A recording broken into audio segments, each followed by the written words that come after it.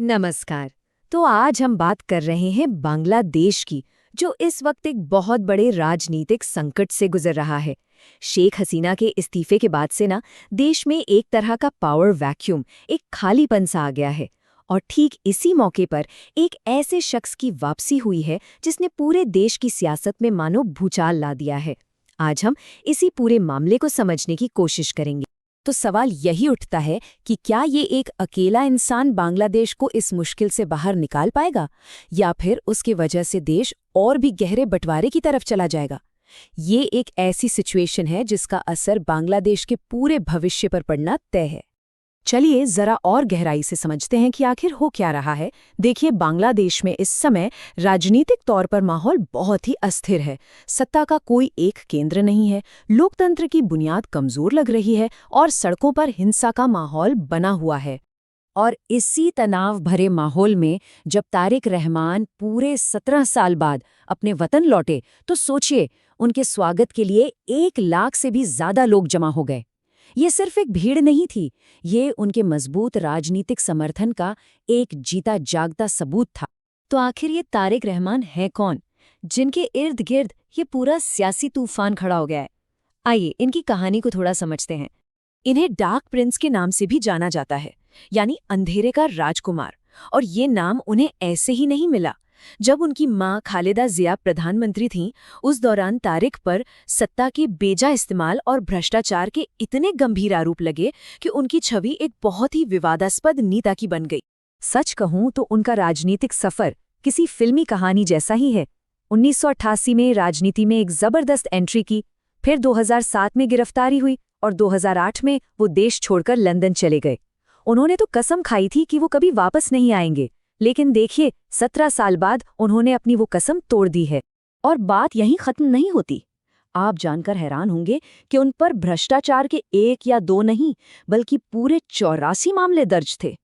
सिर्फ इतना ही नहीं, उन पर अपनी सबसे बड़ी सियासी दुश्मन शेख हसीना की रैली पर ग्रेनेड हमले की साजिश रचने जैसा संगीन इल्जाम भी लगा था। तारिक रहमान की इस वापसी ने एक काम जरूर किया है। इसने बांग्लादेश के अंदर के गहरे राजनीतिक बंटवारे को और साफ कर दिया है। ऐसा लग रहा है मानो पूरा देश 2 हिस्सों में बंट गया हो। अब देख ही सकते हैं कि देश में 2 खेमे साफ साफ बन गए हैं। एक तरफ उनके समर्थक हैं जिन्हें लगता है कि तारिक रहमान ही देश में स्थिरता ला सकते हैं और उस पावर वैक्यूम को भर सकते हैं। वहीं दूसरी तरफ शेख हसीना की पार्टी अवामी लीग और उनके विरोधी हैं, जिन्हें डर है कि इनकी वापसी से लोकतंत्र खतरे में पड़ जाएगा। तो इस पूरी राजनीतिक शतरंज की बिसात पर इस वक्त 4 मुख्य खिलाड़ी हैं। एक तो खुद तारिक रहमान की पार्टी बीएनपी, दूसरी शेख हसीना की अवामी लीग, तीसरी कट्टरपंथी सोच वाली जमाते इस्लामी और चौथी नोबेल पुरस्कार विजेता मोहम्मद यूनुस की अंतरिम सरकार, जो फिलहाल देश चलाने की जिम्मेदारी संभाल रही है। तो अब सवाल ये उठता है कि तारिक रहमान बांग्लादेश के लिए क्या सपना, क्या विजन लेकर आए हैं, और क्या उनका ये विजन देश को बांटने वाली ताकतों के सामने टिक भी पाएगा? अपनी वापसी के बाद तारिक रहमान ने एक सबको साथ लेकर चलने वाला, एक समावेशी बांग्लादेश बनाने का संदेश दिया। उन्होंने कहा कि वो एक ऐसा देश बनाना चाहते हैं जहां हर धर्म का, हर तबके का इंसान खुद को सुरक्षित महसूस करे। लेकिन उनके इस शांति के पैगाम के जवाब में उन्हें क्या मिला? जमाते इस्लामी से जुड़े एक वकील ने उन्हें सरेआम जान से मारने की धमकी दे डाली।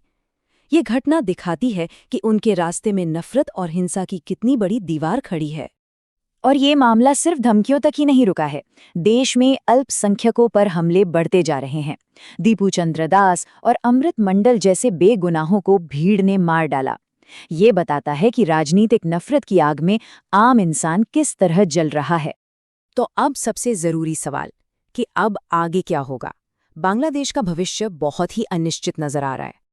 देखिए, बांग्लादेश के भविष्य से जुड़े कई बड़े सवाल हमारे सामने हैं। पहला, शेख हसीना के बाद देश को कौन लीड करेगा? दूसरा, क्या मोहम्मद यूनुस की अंतरिम सरकार देश में निष्पक्ष चुनाव करा पाएगी? और सबसे बड़ा सवाल ये है कि क्या बांग्लादेश एक सेक्युलर देश बना रहेगा या फिर कट्टरपंथ की राह पर आगे बढ़ जाएगा? तो आज बांग्लादेश एक ऐसे मोड़ पर खड़ा है जहां से एक रास्ता स्थिरता की तरफ जाता है और दूसरा और भी गहरे विभाजन की ओर। तारिक रहमान की वापसी इस देश के लिए एक नई सुबह लेकर आएगी, या ये एक और अंधेरी रात की शुरुआत है? इसका जवाब तो वक्त ही देगा। ऐसी ही जानकारी के लिए सब्सक्राइब कीजिए ऑल कैन स्टडी को। Thank you. चलिए नेक्स्ट वीडियो पर मिलते हैं।